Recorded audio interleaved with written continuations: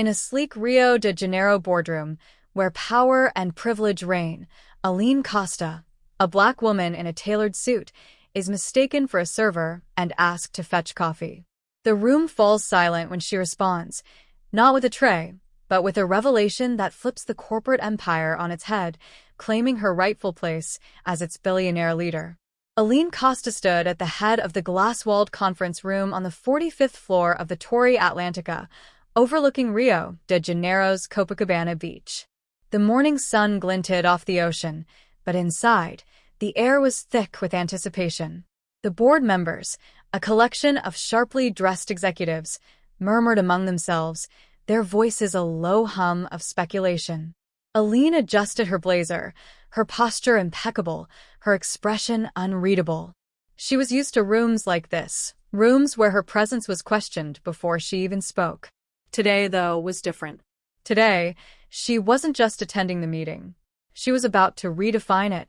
The door swung open, and Eduardo Almeida, the outgoing CEO of Imperio Global, strode in. His silver hair and commanding presence drew every eye.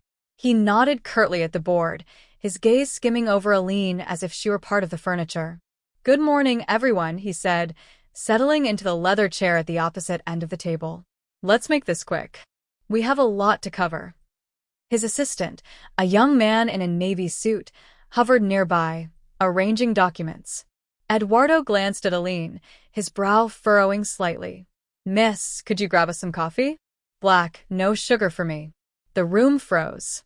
The board members exchanged glances, some suppressing smirks, others shifting uncomfortably. Aline's lips twitched, but not in amusement. She tilted her head, her dark eyes locking onto Eduardo's. "I'm not here to serve coffee, Mr. Almeida," she said, her voice calm but edged with steel. "I'm here to run the company." A murmur rippled through the room. Eduardo's face reddened, his mouth opening to respond, but Aline didn't give him the chance. She stepped forward, placing a single sheet of paper on the table, a document that would change everything. "As of 9 a.m. this morning," she continued, "I've been appointed CEO of Imperio Global, effective immediately." The board's vote was unanimous. "I trust you've all read the memo." The silence was deafening. Eduardo's jaw tightened, his eyes darting to the paper. The board members, some of whom had underestimated Aline for years, stared at her as if seeing her for the first time. This was no fiction, no corporate fairy tale. This was Aline Costa, a black woman from a favela in Rio's North Zone, who had clawed her way to the top of one of Brazil's largest conglomerates. And now, she was taking the reins of a billion-dollar empire. Aline's journey to this moment had been anything but conventional. Born in Complexo do Alameo, a sprawling community where opportunities were scarce and survival was a daily negotiation, she learned early that ambition was a currency few could afford. Her mother, Maria, worked as a domestic cleaner, rising before dawn to scrub floors in the wealthy neighborhoods of Leblon and Ipanema. Her father, João, was a mechanic who spent his evenings teaching Aline math on scraps of paper, his hands stained with grease. "Numbers don't lie," he'd tell her. "They're your way out." Aline took those words to heart. By age 10, she was helping her mother balance household budgets, calculating expenses with a precision that stunned Maria. By 15, she was tutoring younger kids in the favela, earning extra money to buy textbooks. School was her sanctuary, a place where her mind could stretch beyond the concrete walls of her reality. She excelled, earning a scholarship to a private high school in Copacabana, where she was one of the few black students. The whispers and stares followed her. Classmates who assumed she was there on charity, teachers who questioned her intelligence. But Aline didn't falter. She graduated at the top of her class and won a full scholarship to study economics at the Universidade de São Paulo, one of Brazil's most prestigious institutions. In university, Aline's brilliance was undeniable. She mastered complex financial models, debated macroeconomic policy with professors, and interned at a small investment firm where she caught the eye of a senior partner, Clara Mendes. Clara, a black woman who had navigated her own battles in Brazil's corporate world, saw Aline's potential and became her mentor. "You're not just here to play the game. Clara told her.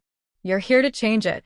Under Clara's guidance, Aline learned the unspoken rules of corporate Brazil, the alliances, the rivalries, the subtle ways race and class shaped every decision. She also learned to trust her instincts, to wield her intellect like a weapon. After graduation, Aline joined Império Global as a junior analyst. The company, a titan in energy, real estate, and technology, was known for its cutthroat culture and old boys network. Aline was often the only Black woman in the room, her presence met with skepticism or outright dismissal.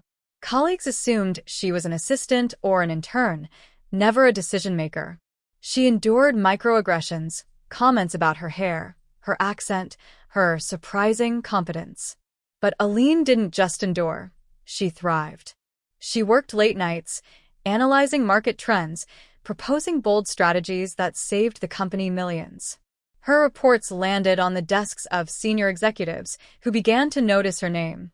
Within 5 years, Aline was promoted to head of strategic planning, a role that put her in direct contact with the board. She spearheaded a risky but visionary expansion into renewable energy, convincing skeptical executives to invest in solar farms in Brazil's northeast. The project was a success, boosting Império's stock price and earning Aline a reputation as a rising star. Still, she faced resistance. Some board members, entrenched in their privilege, saw her as an outsider, an anomaly who didn't belong in their world. Eduardo Almeida, the CEO, was among them. He praised her work in public but undermined her in private, questioning her fit for leadership. Aline knew the game was rigged, but she played it better than anyone. She built alliances with key stakeholders, including Ana Ribeiro, a board member who championed diversity and saw Aline as the future of the company. Ana, a seasoned lawyer with a knack for strategy, had been quietly pushing for a leadership shakeup. Eduardo's tenure, while profitable, was marred by stagnation and favoritism. The board was restless, and Ana saw her chance. She proposed Aline as the next CEO, a move that stunned the room when it was first discussed. She's too young, one director argued. Too inexperienced, said another. But Ana was relentless, presenting data on Aline's contributions, billions in revenue from her initiatives, a track record of innovation, and a vision for Império's global expansion. The vote was contentious, but Ana's coalition prevailed. On the morning of the announcement, Aline received the call from Ana herself. It's done, Ana said. You're in. Aline felt a surge of pride, but also the weight of what was coming. She knew the boardroom would be a battlefield, that her appointment would be met with shock, even hostility. She prepared herself, choosing a tailored navy suit and simple gold earrings, her hair pulled back to let her face, her presence, speak for itself. Back in the conference room, Aline's words hung in the air. Eduardo's face was a mask of disbelief, his hands gripping the arms of his chair. The board members, some pale, others nodding slowly, absorbed the reality. Aline didn't wait for their reactions.